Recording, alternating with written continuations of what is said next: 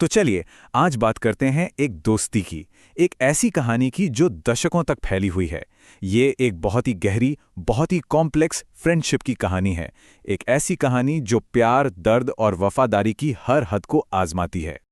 और ये जो लाइन है, हम दो मिलकर एक भीड़ बनाते हैं, ये सुनने में थोड़ी अजीब लगती है ना? पर असल में ये उस बहुत ही इंटेंस और पावरफुल बॉन्ड की नींव रखती है जो न्यूयॉर्क में रहने वाले इन चार दोस्तों की कहानी का सबसे अहम हिस्सा है। तो शुरुआत करते हैं इनके शुरुआती दिनों से, जब जूड, विलम, जेबी और मैल्कम की दोस्ती पहली बार बनी थी, जहां इसकी नींव रखी गई थी।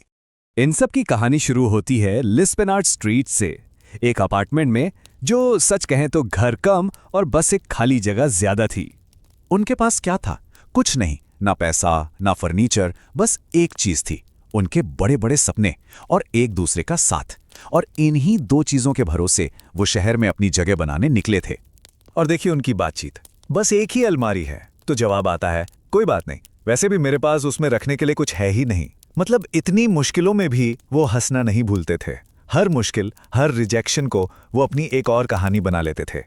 तो उन शुरुआती सालों में उनका जो बॉन्ड था वो बहुत सिंपल और बहुत स्ट्रांग था। वो रोज की मुश्किलों से बटे हुए नहीं थे, बल्कि अपने सपनों की वजह से एक दूसरे से जुड़े हुए थे। सब कुछ भविष्य की उम्मीद पर टिका था।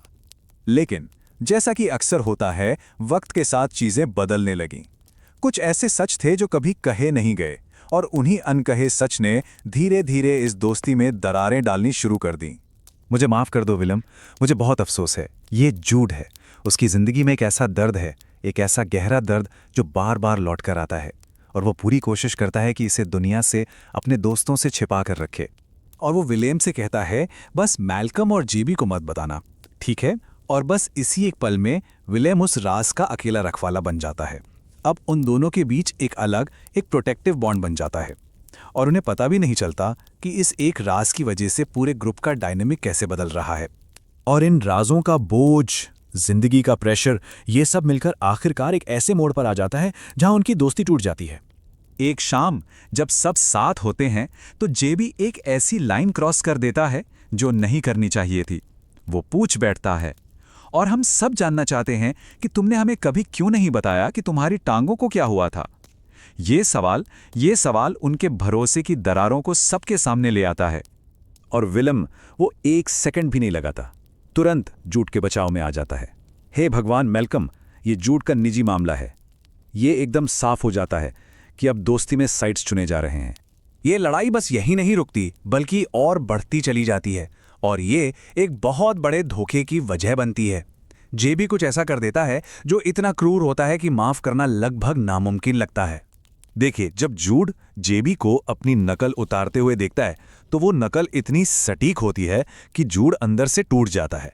लेकिन उसे इस बात से ज्यादा तकलीफ होती है कि ये करने वाला जेबी था, उसका दोस्त।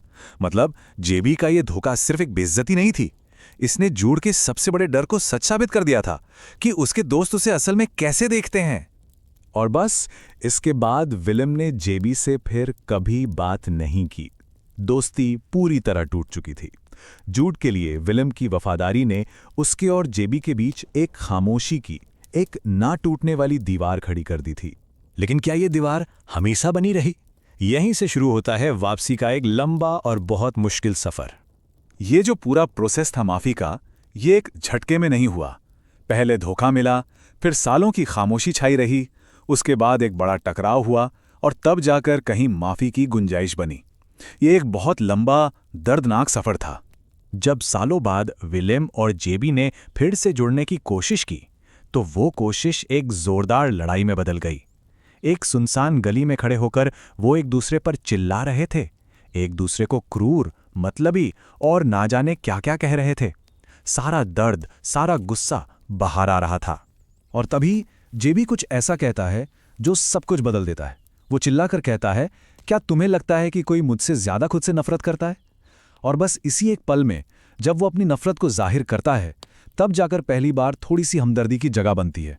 इस तूफान के थमने के बाद उनकी दोस्ती फिर से जुड़ती है, लेकिन वो पहले जैसी नहीं होती। अब वो कुछ अलग थी, और शायद कुछ मायनों में पहले से भी ज्यादा गहरी। और इस नए दौर में जूड और विलियम का जो रिश्ता है वो एक गहरी पार्टनरशिप में बदल जाता है। एक दूसरे के केयर टेकर, एक दूसरे का सहारा। तुम एक अच्छे दोस्त हो विलियम, मुझे खुशी है कि तुम लोग एक दूसरे का ख्याल रख रहे हो। ये लाइन उनके रिश्ते को बखूबी बयां करती है। और उन्हें जिंदगी में एक ठहराव मिलता है, एक शांति का एहसास, एक नॉर्मल जिंदगी। और वो कहते हैं, शायद हमें इन सालों को खुशी के साल कहना चाहिए। ऐसा लगता है मानो बहुत मुश्किल से कमाई हुई ये शांति कितनी कीमती है।